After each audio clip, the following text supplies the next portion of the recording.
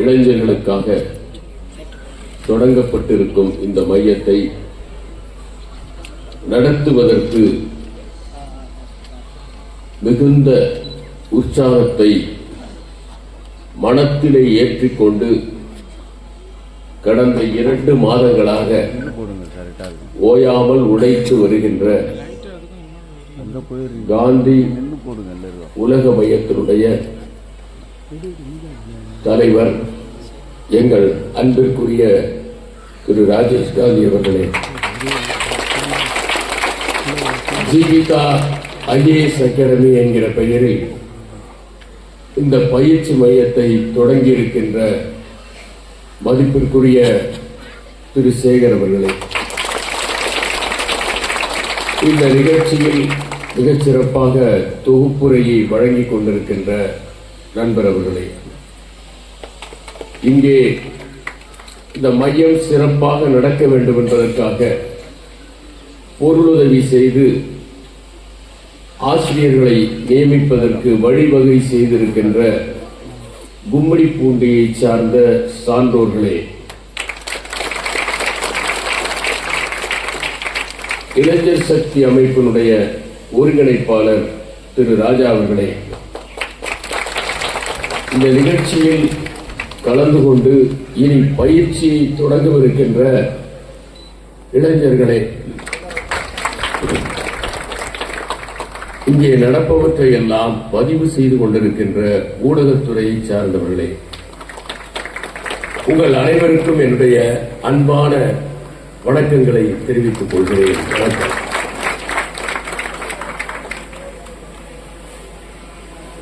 தமிழ்நாட்டில் தொடர்ந்து இயங்கிக் கொண்டிருக்கின்ற இளைஞர்களில் ஒருவர் திரு ராஜேஷ் காந்தி அவர்கள். 15 ஆண்டுகளுக்கு முன்னால் அவருடைய பரிச்சயம் கிடைத்த போது அவர் எத்தகைய அர்ப்பணிப்போடு தன்னுடைய பணிகளை தொடர்ந்து செய்து கொண்டிருக்கின்றார், அன்பையும் கருணையையும் பரப்புகிற முயற்சியில் அவர் எவ்வாறு ஈடுபட்டுக் கொண்டிருக்கிறார் என்பதையெல்லாம் நாங்கள் அறிய முடிந்தது. அவருக்கு நாங்கள் பெரிய உதவிகள் எதுவும் செய்ய முடியாவிட்டாலும் தொடர்ந்து அவர் எங்களிடம் அன்பு பாராட்டி வருகிறார். கும்மிடிப்பூண்டி பகுதியில் இப்படிப்பட்ட ஒரு நிகழ்ச்சியை ஏற்பாடு செய்து பயிற்சி மையத்தை தொடங்குவது என்பது மிகப்பெரிய சாதனை. ஏனென்றால் நிகழ்ச்சி தொகுப்பாளர் குறிப்பிட்டதைப் போல மாநகரங்களிலே பயிற்சி மையங்கள் நிறைய இருக்கின்றன. அவை கூட கடந்த 15 ஆண்டுகளாகத்தான் சென்னையிலே பெருகி இருக்கின்றன.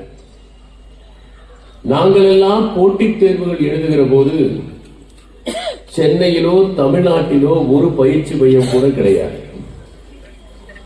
வினாத்தாள்கள் கூட இங்கே கிடைக்காது. டெல்லிக்கு எழுதி போட்டு அவற்றை விபிபி என்கின்ற ஓர் அஞ்சலில் தான் நாங்கள் பெற வேண்டும். நாங்கள் எழுதுகிற கடிதம் போய் சேருவதற்கு 1 வாரமாகும், அவர்கள் அனுப்புகின்றவை வந்து சேர்வதற்கு 1 வாரமாகும். மொத்தம் 15 நாட்கள் செலவாகிவிடும். இத்தகைய சூழலில் தான் நாங்கள் கல்வியை தொடர வேண்டிய நெருக்கடி ஏற்பட்டது. ஆனால் இன்று இணையம் இருக்கிற காரணத்தால் நீங்கள் கேள்வித்தாள்களை உடனே பெற முடியும், கேள்வி வங்கியை பெற முடியும், ஒரு தகவலை சரிபார்க்க முடியும். அதே நேரத்தில் நீங்கள் பல பயிற்சி நிறுவனங்கள் கொடுக்கின்ற ஆன்லைன் வகுப்புகளில் தமிழ்நாட்டில் இருந்து கொண்டே கலந்து கொள்ள முடியும். இந்த வசதிகள் எல்லாம் வந்துவிட்டன. இருந்தாலும் நேரடியாக நம்மூரிலேயே ஒரு பயிற்சி கிடைக்கிறது என்றால் அதைவிட மகிழ்ச்சியான ஒரு செய்தி நமக்கு இருக்க முடியாது. நாம் நினைத்துக் கொண்டிருக்கின்ற பல செய்திகள் மேலோட்டமானவை. அவற்றை ஆழமாக படித்து போட்டித் தேர்விலே கேட்கப்படுகிற கேள்விகளுக்கு நுட்பமாக விடையளிப்பதற்கு கடின உழைப்பும் தேவை, கையை பிடித்து ஒருவர் வழிகாட்டவும் தேவை. இந்த இரண்டையும் இங்கே வந்திருக்கின்ற இளைஞர்கள் செய்வார்கள் என்கிற நம்பிக்கையில் தான் இந்த பயிற்சி மையம் இங்கே தொடங்கப்பட்டிருக்கிறது. ராஜேஷ் காந்தி அவர்கள் இங்கே 750 மாணவர்கள் பல்வேறு தேர்வுகளில் வெற்றி பெற்று அரசு பணிகளில் இணைந்திருக்கிறார்கள் என்று குறிப்பிட்டார். இந்த பயிற்சி மையம் வெறுமனே இங்கே வருகிறவர்களுக்கு பயிற்சி கொடுப்பது என்பதை தாண்டி கல்லூரிகளுக்கு சென்று, இந்த பக்கத்தில் இருக்கிற கல்லூரிகளுக்கு சென்று அவர்கள் கல்லூரியில் படிக்கிற போதே இந்த போட்டித் தேர்வுக்கு படித்தால், தயார் செய்தால் வெற்றி எளிதில் கிடைக்கும் என்பதை மாணவர்களுக்கு எடுத்துச் சொல்வதற்கான அந்த பயிற்சி முகாம்களையும் நடத்த வேண்டும் என்று நான் கேட்டுக்கொள்கிறேன். இதுபோன்ற தேர்வுகளுக்கு டெல்லியிலே இருக்கிற மாணவர்கள் பள்ளியில் இருக்கிற போதே தயார் செய்ய ஆரம்பித்து விடுகிறார்கள்.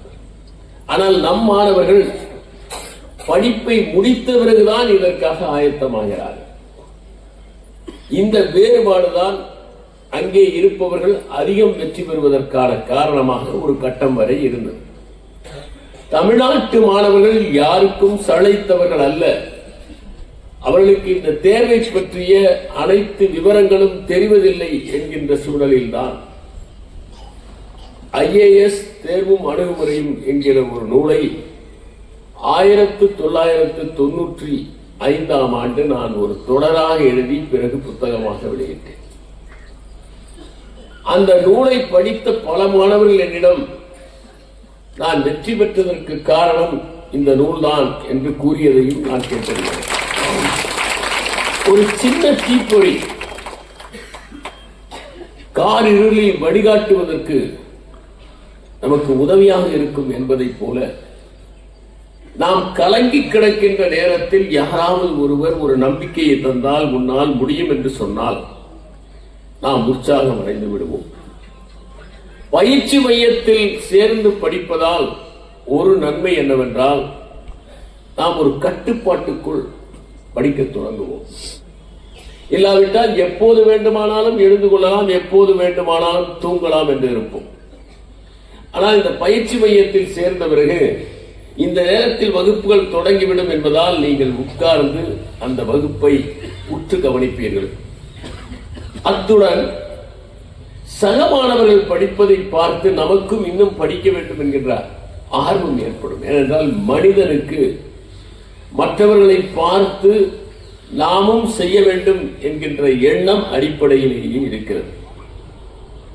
எனவே மற்றவர்கள் படிப்பதை பார்த்து நாமும் படிக்க வேண்டும் என்ற எண்ணம் ஏற்படும். நான் விடுதியில் எல்லாம் இதை பார்த்திருக்கிறேன். சில மாணவர்கள் அடுத்தவர்கள் படிப்பதை பார்த்து நாமும் அதிகம் படிக்க வேண்டும் என்று உற்சாகம் கொள்வது உண்டு. எனவே பயிற்சி மையத்தில் இணைகிற மாணவர்கள் இன்னும் கடுமையாக படிப்பதற்கான வாய்ப்பை ஏற்படுத்திக் கொள்கிறார்கள். பயிற்சி தருபவர்களும் கடுமையாக உழைக்க வேண்டும். அவர்கள் முந்தைய ஆண்டுகளில் வந்த வினாத்தாள்களை எல்லாம் பார்க்க வேண்டும், படிக்க வேண்டும். எப்படி கேள்விகள் கேட்கப்பட்டிருக்கின்றன என்பதை அறிந்து மாணவர்களுக்கு வழிகாட்ட வேண்டும்.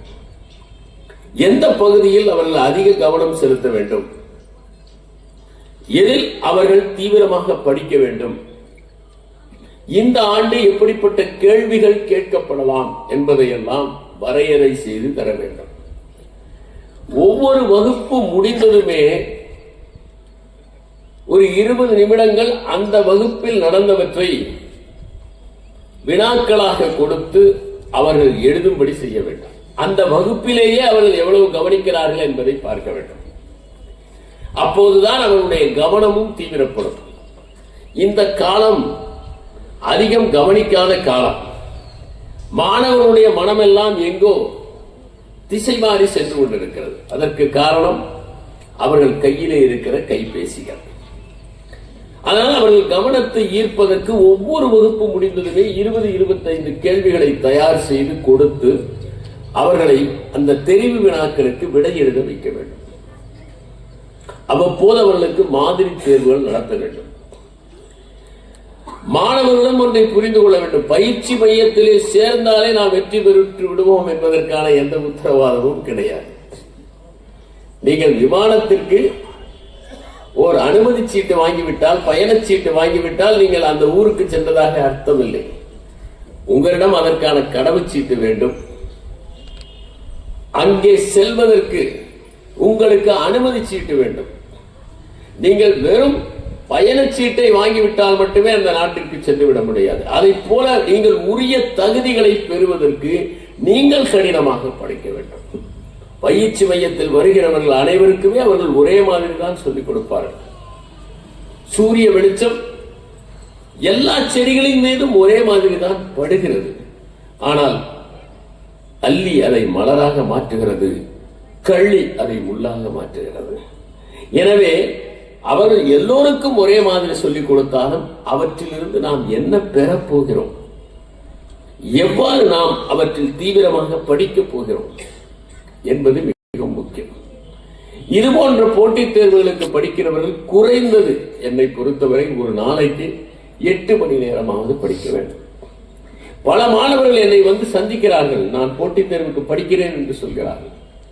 அவரிடம் நான் எவ்வளவு நேரம் படிக்கிறீர்கள் என்று கேட்டால் 4 மணி நேரம் படிக்கிறேன் என்று சொல்கிறார்கள். நானே தினமும் 4 மணி நேரம் படிக்கிறேன். எனவே நீங்கள் 4 மணி நேரம் படித்தால் எப்படி போட்டித் தேர்விலே வெல்ல முடியும்? குறைந்தது 8 மணி நேரம் படிக்க வேண்டும் முடியும் என்று கேட்டால் நீங்கள் பணிக்கு சென்றாலும் 8 மணி நேரம் படிக்கலாம். ஒரே ஒரு செயல்தான் நீங்கள் செய்ய வேண்டியது, இந்த கைபேசியை தொலைவில் வைத்து விடுங்கள், நிறைய நேரம் கிடைக்கும். இதுதான் நம்முடைய நேரத்தை உறிஞ்சிக் கொள்கிறது. பணியிலே இருந்தாலும் நீங்கள் படிக்க முடியும், அதற்கான நேரத்தை ஒதுக்க முடியும். விடுமுறை நாட்களில் நீங்கள் அதிக நேரத்தை செலவு செய்ய வேண்டும். விடுமுறை நாட்களில் நீங்கள் 12 மணி நேரம் எளிதில் படிக்க முடியும். அப்படி உங்களை வகுத்துக் கொள்ளுங்கள். நீங்கள் உங்கள் பாடத்திட்டத்தை எடுத்து பாருங்கள். நீங்கள் எழுதுவது குடிமைப்பணி தேர்வாக இருக்கலாம், குரூப் 1 தேர்வாக இருக்கலாம், குரூப் 2ஆக இருக்கலாம். எதுவாக இருந்தாலும் சரி, அந்த தேர்வை எழுதுவதற்கு முன்னால் என்ன பாடத்திட்டம் வரையறை செய்யப்பட்டிருக்கிறது என்பதை பாருங்கள். பிறகு என்னென்ன மாதிரியான கேள்விகள் கேட்கப்பட்டிருக்கின்றன என்பதையும் பாருங்கள். அப்போதுதான் நீங்கள் எவ்வாறு தயார் செய்ய வேண்டும் என்கின்ற ஒரு தெளிவு உங்களுக்கு பிறக்கும். நீங்கள் படிப்பதை செம்மைப்படுத்துவதற்கு சில வழிமுறைகள் இருக்கின்றன. எப்போதுமே நீங்கள் படிக்கிற போது கையிலே ஒரு நோட்டு புத்தகம் வைத்துக் கொள்ள வேண்டும். முக்கியமானவற்றை குறிப்பெடுத்துக் கொண்டே படிக்க வேண்டும். அப்போதுதான் அவை மனத்திலே நிற்கும். நான் பலரிடம் சொல்வது உண்டு, நீங்கள் படிப்பது 10%, அதை திரும்ப திரும்ப மனத்திலே சொல்லி பார்ப்பது 90%. நீங்கள் ஒரு கடை வீதிக்கு சென்றால் கூட நீங்கள் படித்ததை அசை போட்டுக் கொண்டே செல்ல வேண்டும். நீங்கள் பேருந்தில் சென்றால் கூட படித்ததை அசை போட்டுக் கொண்டே செல்ல வேண்டும். அப்படி சென்றால்தான் அது மனத்தில் ஆழமாக பதியும். போட்டித் தேர்விலே நாம் கலந்து கொள்கிறோம், லட்சக்கணக்கானவர்கள் கலந்து கொள்கிறார்களே என்றெல்லாம் நீங்கள் நினைக்க வேண்டியது இல்லை. இந்த லட்சக்கணக்கானவர்களில் பாதி பேர் விண்ணப்பம் மட்டும்தான் செய்வார்கள், படிக்க மாட்டார்கள். இன்னும் பாதி பேர் அரைகுறையாக படித்து பாதியிலேயே விட்டு விடுவார்கள். இன்னும் பாதி பேர் படிப்பார்கள், ஆனால் முழுமையாக படிக்க மாட்டார்கள். 5 லட்சம் பேர் ஒரு தேர்வை எழுதுகிறார்கள் என்றால் அதிலே முனைப்போடு எழுதுகிறவர்கள் என்று பார்த்தால் 20,000 பேர் தான் இருப்பார். ஆகவே உங்களுடைய போட்டி 50,000 என்று நினைக்க வேண்டியதில்லை. நீங்கள் கடுமையாக போராடினால், கடுமையாக படித்தால் உங்கள் போட்டி 20,000 பேரோடுதான். எனவே நீங்கள் கடுமையாக படிக்கிற போது தன்னம்பிக்கை இழந்து விடாதீர்கள். என்னிடம் நிறைய மாணவர்கள் சொல்வதெல்லாம், ஆரம்பத்தில் நான் உற்சாகத்தோடு படித்தேன், ஆனால் இப்போது எனக்கு உற்சாகம் குறைந்து விட்டது என்று சொல்கிறார்கள். இந்த உற்சாகம் குறைந்ததற்கு காரணம் என்ன என்பதை நாம் பார்க்க வேண்டும். தொடர்ந்து உற்சாகத்தோடு படிப்பது அவசியம். அதற்கு நீங்கள் அட்டவணையை தயாரித்து படிக்க வேண்டும். நண்பர்களாக சேர்ந்து அவ்வப்போது கடினமான பாடங்களை பற்றி விவாதிக்க வேண்டும். இதைத்தான் பயிற்சி வகுப்பும் செய்ய வேண்டும். எல்லாவற்றையும் நீங்கள் ஒரு ஆசிரியரை போல சொல்லிக் கொடுக்காமல் மாணவர்கள் படித்ததை பகிர்ந்து கொள்வதற்கான வசதிகளையும் ஏற்படுத்துங்கள். அது மிகவும் முக்கியம். எப்போதுமே நாம் தொடக்கத்தில் உற்சாகமாக இருப்போம். கடைசி வரை உற்சாகத்தை தக்க வைத்துக் கொள்வது மிகவும் கடினம். நம்மால் முடியுமா என்கின்ற எண்ணம் ஏதேனும் ஒரு கட்டத்தில் வந்தால் உடனே நாம் சோர்ந்து விடுவோம். அதுதான் மூல காரணம். நம்மால் வெற்றி பெற முடியாது என்ற எண்ணம் மனத்தில் வந்துவிட்டால் அதற்கு பிறகு நீங்கள் உற்சாகமாக படிக்க மாட்டீர்கள். உங்களுடைய கடமையை சரியாக செய்யுங்கள். நாங்கள் எல்லாம் இந்த தேர்வை எழுதுகிற போது கண்ணை கட்டி காட்டிலே விட்டது போலத்தான் இருந்தது. நாங்கள் வெற்றி பெறுவோமா என்றும் தெரியவில்லை, யார் எழுதுவார்கள் என்றும் தெரியவில்லை. ராயக்கோட்டை என்கிற சிற்றூரிலே இருந்து நான் இந்த முயற்சியை மேற்கொண்டேன். பிறகு கிளமங்கலம் என்கிற ஊரில் இருந்து அடுத்த அந்த முதன்மை தேர்வு எழுதினேன். என்னால் முடியும் என்று நம்பினேன், முயன்று பார்க்கலாம் என்று நம்பினேன். பலர் என்னிடம் இந்த சிற்றூரில் இருந்து கொண்டு வெற்றி பெற முடியுமா என்றெல்லாம் கேட்டார்கள். என்னால் முயன்றதை நான் செய்கிறேன். ஒருவேளை வெற்றி பெறாவிட்டாலும் நிறைய வாசிக்கிறேனே, அவ்வாறு வாசிக்கின்ற காரணத்தால் என் அறிவு செறிவு அடையும் என்று சொன்னேன். நீங்கள் அரசியலமைப்பு சட்டத்தை படிப்பீர்கள், சரித்திரத்தை படிப்பீர்கள், பூகோளத்தை படிப்பீர்கள், அறிவியலை படிப்பீர்கள், நீங்கள் சுற்றுச்சூழலியலை பற்றி படிப்பீர்கள், பருவநிலை மாற்றம் பற்றி படிப்பீர்கள், காலமுறை சிக்கலை பற்றி படிப்பீர்கள். இவற்றை எல்லாம் படிக்கிற போது அடுத்தவர்களை விட நிச்சயம் உங்களுடைய அறிவு செறிவு அடைந்ததாக இருக்கும். ஏதேனும் ஓர் அரசு பணியில் நீங்கள் அமர்வீர்கள், அதில் எந்த சந்தேகமும் இல்லை. நீங்கள் படிப்பதை செம்மையாக படித்தால் ஏதேனும் ஓர் அரசு பணியில் நீங்கள் அமர்வதற்கான வாய்ப்பு இருக்கிறது. ஏனென்றால் என்னோடு படித்த பலரை நான் பார்த்திருக்கிறேன்.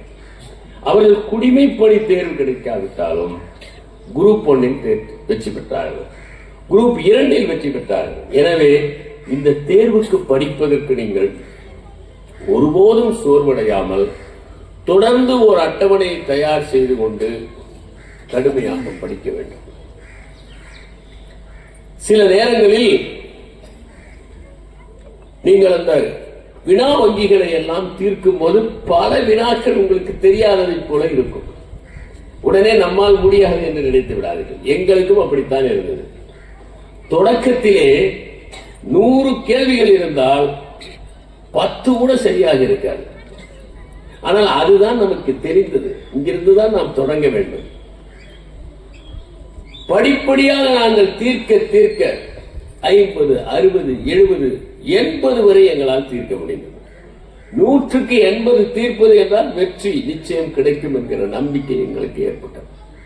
நீங்கள் இந்த மாதிரி தேர்வுகளை எழுதுகிற போதுதான் எந்த இடத்திலே உங்களுக்கு பற்றாக்குறை இருக்கிறது, எந்த இடத்தில் நீங்கள் இன்னும் தீவிரமாக படிக்க வேண்டும், எந்த இடத்தில் நீங்கள் முனைப்பாக காரியமாற்ற வேண்டும் என்பதை எல்லாம் கற்றுக்கொள்வீர்கள். அந்த வகையில் இந்த தேர்வு உங்களுக்கு மிகப்பெரிய உதவியாக இருக்க மாதிரி தேர்வுகளை நீங்கள் செய்ய வேண்டும். வீட்டிலே எப்போதுமே ஒரு குறிப்பிட்ட இடத்தை தேர்ந்தெடுத்துக் கொள்ளுங்கள், அந்த இடத்திலே இருந்து படியுங்கள். நான் பலருக்கும் சொல்கிற ஒரு அறிவுரை, இந்த தேர்வை எழுதுவதை தயவு செய்து உங்கள் உற்றார் உறவினரிடம் சொல்லிவிடாதீர்கள். அமைதியாக படியுங்கள், யாருக்கும் சொல்லாதீர்கள். ஏனென்றால் நீங்கள் எழுதுவதற்கு முன்னாலே போய்விட்டதா என்று கேட்பவர்கள் உண்டு. எனவே அமைதியாக நீங்கள் இதை உங்கள் மனத்திலே அடைகாத்து பத்திரமாக வைத்துக் கொள்ளுங்கள்.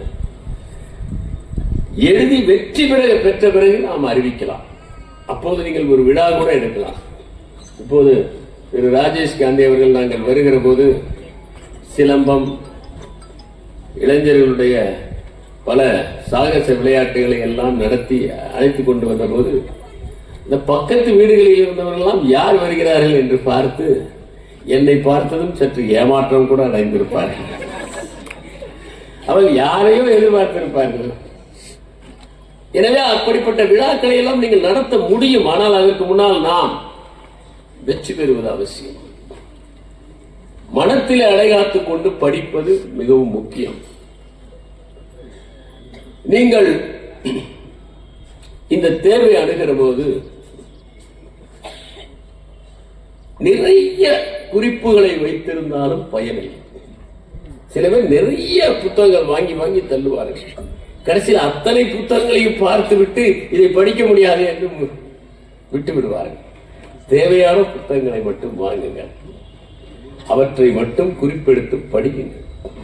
இங்கே பயிற்சி வகுப்புக்கு வருகிறவர்களையும் நல்ல முறையிலே பயன்படுத்திக் கொள்ளுங்கள். இங்கே 300-350 பேர் சேர்வதாக திரு ராஜேஷ் காந்தி அவர்கள் சொன்னார். 350 பேருமே முதல் நாளிலிருந்து முடிவு நாள் வரை தொடர்ந்து வருவது மிகவும் முக்கியம். ஏனென்றால் நான் இந்த தொலை தொடர்பு கல்வி முறையில் சில படிப்புகளை படித்தேன். அதற்கு முக்கிய காரணமே மறுபடியும் மாணவனாக ஆவதில் இருக்கிற மகிழ்ச்சி தான். மாணவனாக இருப்பதை போன்ற மகிழ்ச்சி எதிலும் இல்லை. மதுரையிலே நான் நிறைகளை ஆங்கிலம் படித்த போது முதல் நாள் வகுப்பில் இடம் கிடைப்பது சிரமமாக இருக்கும். அந்த 8 நாட்கள் அவர்கள் வகுப்புகள் நடத்துவார்கள். முதல் நாள் அன்று இடம் கிடைப்பது கடினம். அன்று மதியம் பாதி பேர் இருப்பார்கள். இறுதி நாளில் இறுதி வகுப்பில் 4 பேர் தான் இருப்பார்கள். நம்முடைய உற்சாகம் ஆரம்பத்தில் சூரத்தனமாக இருந்து படிப்படியாக தேய்ந்து கொண்டிருக்கிறது. எனவே சேர்ந்திருக்கின்ற அனைவரும் இறுதி வரை வர வேண்டும். அப்படி வந்தாலே உங்களிடம் ஒரு கட்டுப்பாடு வந்துவிடும். நீங்கள் படிக்க தொடங்கலாம், முயற்சி செய்ய தொடங்கலாம். நீங்கள் படிப்பதற்கு என்னென்ன புத்தகங்கள் தேவை என்கின்ற விவரங்களை எல்லாம் பெற்றுத் தருவதற்கு நான் என்னால் முடிந்த உதவிகளை செய்கிறேன். ஏனென்றால் குரூப் 1 படிப்பதற்கு என்ன புத்தகங்கள் இவற்றையெல்லாம் ஒரு சின்ன நூலகமாக கூட இங்கே உருவாக்கலாம் என்பது என்னுடைய கருத்து. ஏனென்றால் மாணவர்கள் பயிற்சி இல்லாத நேரங்களிலும் அங்கே வந்து படித்து குறிப்புகள் எடுத்துக் கொள்வதும், அடுத்த மாணவர்கள் படிப்பதை பார்த்தால்தான் நமக்கும் படிக்க வேண்டும் என்கின்ற எண்ணம் ஏற்படும். எனவே அந்த எண்ணத்தை ஏற்படுத்துவதற்கும் இது மிகவும் தேவை என்று கருதுகிறேன். இதற்கு மேல் இந்த தொடக்க நாள் நிகழ்ச்சியில் நான் பெரிதாக உரையாற்றுவதற்கு ஒன்றுமில்லை. ஆனால் திரு ராஜேஷ் காந்தி அவர்கள் வெற்றி பெற்றவர்களையும் அழைத்து அதற்கு பிறகு அவர்கள் அரசு பணியில் எப்படி செயல்பட வேண்டும் என்கின்ற ஒரு வகுப்பையும் செய்ய வேண்டும் என்று நான் கேட்டுக்கொள்கிறேன். ஏனென்றால் வெற்றி பெறுவது ஒரு படிதான். ஆனால் அதற்கு மேல் நாம் என்ன செய்கிறோம் என்பதுதான் வாழ்க்கையில் முக்கியம். அந்த பணியை வைத்துக் கொண்டு நாம் என்ன செய்ய போகிறோம், அந்த பணியை வைத்துக் கொண்டு நாம் எத்தனை பேருக்கு உதவப் போகிறோம், எத்தனை நேர்மையாக இருக்க போகிறோம், இவற்றை எல்லாம் அவர்களுக்கு சொல்வது மிகவும் முக்கியம். வெற்றி என்பது வாழ்க்கையில் ஒரு படிதான், அது முடிவல்ல, அது ஒரு தொடர் ஓட்டம் தான். நீங்கள் உதவி புரிந்த ஒரு எளிய மனிதருடைய புன்னகை தான் உங்களுக்கு கிடைக்கின்ற உண்மையான வெற்றி. அதை நோக்கித்தான் இந்த பயணம் எல்லாம். இங்கே என்னிடம் தொடக்கத்திலே ஒரு செய்தியை எல்லோரும் சொன்னார்கள். திரு ஸ்ரீதர் அவர்கள் மிகுந்த அர்ப்பணிப்போடு இந்த மையத்தை தொடங்கி இருக்கிறார். சேகர் அவர்கள் அவ்வளவு அர்ப்பணிப்போடு இந்த மையத்தை தொடங்கி இருக்கிறார் என்று சுட்டிக்காட்டினார்கள். அவருடைய அந்த முயற்சி பாராட்ட தகுந்தது மட்டுமல்ல, அது ஒரு பரோபகாரம் என்றுதான் நான் நினைக்கிறேன். இது போன்ற ஒரு பகுதியில் படித்துக் கொண்டிருக்கின்ற மாணவர்களை உற்சாகப்படுத்துவதற்கு ஒரு மையத்தை தொடங்குவது என்பது அசாதாரணமான ஒரு செயல். அந்த செயலை அவர் காந்தி உலக மையத்தோடு சேர்ந்து செய்ய துணிந்திருப்பதை பாராட்டுவதற்குரிய. அதனால் அவருடைய முயற்சி வெற்றி பெறுவதற்கு நாம் எல்லோருமே உறுதுணையாக இருக்க வேண்டும். இந்த முதல் 2 வரிசையிலே இருப்பவர்கள் எல்லாம் தங்களால் முடிந்த உதவியை, தங்களால் முடிந்தல்ல, அவர்களால் இன்னும் முடியும். இது ஒரு தொடக்கம் தான். ஏனென்றால் அவர்களை எல்லாம் முற்று பார்க்கிற போது இன்னும் செய்வதற்கு யோசனைகளை வைத்துக் கொண்டிருப்பார்கள் போல தெரிகிறது. ஆனால் அவர்கள் தொடர்ந்து இந்த மையத்திற்கு உதவ வேண்டும். ஏனென்றால் நம்முடைய பகுதியில் இருந்தும் 4 வெற்றிகளை குவித்த மாணவர்கள் கிடைத்தால் அது நமக்கு பெருமை தானே. கும்மிடிப்பூண்டியிலே இருந்து சில மாணவர்கள் உருவானார்கள் என்கிற செய்தி நம் எல்லோருக்குமே மகிழ்ச்சியானதாகத்தான் இருக்கும். இந்த முயற்சியில் நானும் என்னை இணைத்துக் கொள்கிறேன். எனவே இங்கே கற்றுக் கொடுக்க வருகின்ற ஓர் ஆசிரியரின் ஊதியத்தை நான் ஏற்றுக்கொள்கிறேன் என்பதை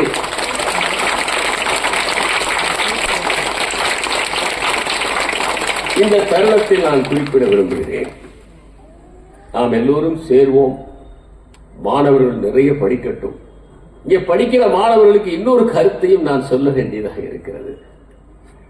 மிக முக்கியமான ஒரு கருத்து என்னவென்றால், தயவு செய்து தமிழ்நாட்டிலே கிடைக்கின்ற பணிகளுக்காக, தமிழ்நாடு தேர்வாணையம் நடத்துகிற பணிகளுக்காக மட்டும் தயாரிக்காமல் மத்திய தேர்வாணையம் நடத்துகிற பணிகளுக்கும் நீங்கள் தயாரியுங்கள்.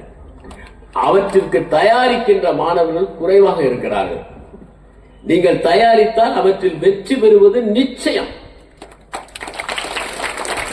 அப்போதுதான் தமிழ்நாட்டை சார்ந்த மாணவர்கள் தொடர்வண்டி நிலையங்களிலும், வங்கிகளிலும், அஞ்சல் அலுவலகங்களிலும் சுத்த தமிழை பேசிக்கொண்டு அமர்ந்திருப்பார்கள். நீங்கள் வேறு மாநிலத்திலிருந்து வந்து அமர்கிறார்கள் என்று சொன்னால் நம் மாணவர்கள் அந்த தேர்வுகளை எழுதுவதில்லை. உதாரணமாக புள்ளியியல் படித்த பல மாணவர்கள் இந்திய புள்ளியியல் சேவையை எழுதுவதில்லை. பொருளாதாரம் படித்தவர்கள் இந்திய பொருளாதார பணியை எழுதுவதில்லை. இவற்றையெல்லாம் நீங்கள் எழுதலாம். அதை தவிர staff selection commission, railway recruitment board போன்ற பல தேர்வுகள் தொடர்ந்து நடத்தப்பட்டு வருகின்றன. அவற்றையும் நீங்கள் எழுதலாம். இவற்றையெல்லாம் எழுதினால் எளிதில் வெற்றி பெற்று விடுவீர்கள். ஒன்றும் பெரிய ரகசியம் இல்லை. எல்லாவற்றிற்கும் தேவை முயற்சிதான். கடினமான ஒரு புத்தகத்தை எப்படி வாசிப்பது என்று ஒரு மாணவர் என்னிடம் கேட்டார். எளிதான புத்தகத்தை நீங்கள் எப்படி வாசிப்பீர்கள் என்று கேட்டேன். ஒரு முறை வாசிப்பேன் என்றார். கடினமான புத்தகத்தை 3 முறை வாசியுங்கள், அவ்வளவுதான். அதில் உள்ள ரகசியம் அவ்வளவுதான். சில புத்தகங்களை 3 முறை அல்ல 30 முறை கூட படிக்க வேண்டியதாக இருக்கும். ஆனால் படித்துத்தான் தீர வேண்டும். வாழ்க்கையிலே வெற்றி பெற வேண்டும் என்றால் படித்துத்தான் தீர வேண்டும், முயற்சி செய்துதான் தீர வேண்டும். நாம் இன்று பயன்படுத்துகின்ற பல பொருட்கள் எண்ணற்ற முயற்சிகள் செய்ததன் காரணமாக நமக்கு கிடைக்கிறது. நம்முடைய கையில இருக்கிற கைபேசி சாதாரணமாக விளைந்து விடவில்லை. எத்தனை பேர் முயன்ற அந்த கைபேசி கிடைத்திருக்கிறது. நான் பேசிக் கொண்டிருக்கிறேனே இந்த ஒளி வாங்கி, இது உருவாவதற்கு எத்தனை பேர் முயற்சி செய்திருப்பார்கள். அங்கே புகைப்படம் எடுத்துக் கொண்டு இருக்கிறார்களே, அது செயல் வடிவம் பெறுவதற்கு எவ்வளவு மாதிரிகளை தயாரித்திருப்பார்கள். எனவே இங்கிருக்கிற மாணவர்கள் தொடர்ந்து படியுங்கள், கடினமானவற்றையும் படியுங்கள். படிக்க படிக்க அனைத்தும் எளிதாகிவிடும். நாம் ஒரு மூடு காலனியை வாங்கி கொண்டு வந்து அணிந்தால் தொடக்கத்தில் அது இறுக்கமாகத்தான் இருக்கிறது. புது செருப்பு கடிக்கும் என்று ஜெயகாந்தன் ஒரு கதை கூட எழுதியிருக்கிறார், சின்ன சிறுகதை. புது செருப்பு மட்டுமல்ல, புது உறவுகள் கூட கடிக்கத்தான் செய்கின்றன. ஆனால் நாள் பட அவை படித்து விடுகின்றன. பாதிக்கப்பட்டவர்கள் கை தட்டுகிறார்கள். அதனால் எந்த ஒரு புதிய முயற்சியுமே தொடக்கத்தில் கடினமாகத்தான் இருக்கும். ஆனால் முயல முயல அது எளிதாகிவிடும்.